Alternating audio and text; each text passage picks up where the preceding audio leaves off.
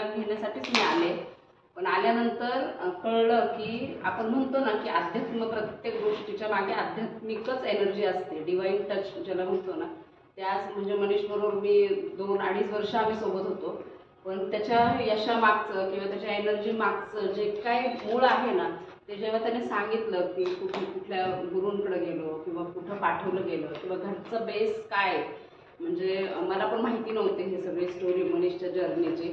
आज ती स्टोरी ऐकल्यानंतर कळलं की at last there is a divine energy आणि त्याच्यावर त्यांचा बिलीफ आहे आणि ज्यांना करण्याची हिंमत आहे तीच लोक सक्सेसफुल होतात. आणि ती आपण आज म्हणजे ज्यांनी पहिल्यांदा ऐकली असेल स्टोरी मनीषची तर त्यांना कळलं असेल की फक्त एन्जॉय करणारा मनीष, गाणी म्हणणारा मनीष, म्हणजे एकदम नाही का की बस लिव्ह हॅपी एवढंच ज्यांना दिसत होतं आतापर्यंत, त्यांनी ज्यावेळेस ही स्टोरी पहिल्यांदा ऐकली असेल त्यांना कळलं असेल की ह्याच्या मागे पण किती स्ट्रगल आहे किंवा त्याच्या मागे एक भगवंताची इच्छा आहे किंवा तो एक आशीर्वाद आहे. आणि ज्यावेळेस या गोष्टी आपण बिलीव्ह करतो ना तर यश कुठल्याही परिस्थितीमध्ये आपण यश मिळवूच शकतो.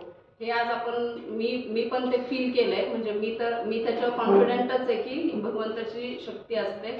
पण आज त्याची पण स्टोरी ऐकून मला अजून छान वाटलं आणि मी आज आले हे मी खूप चांगली गोष्ट केली याचं मला म्हणजे सॅटिस्फाईड आहे की मी आज हा वेळ दिला इथे. थँक्यू मनीष.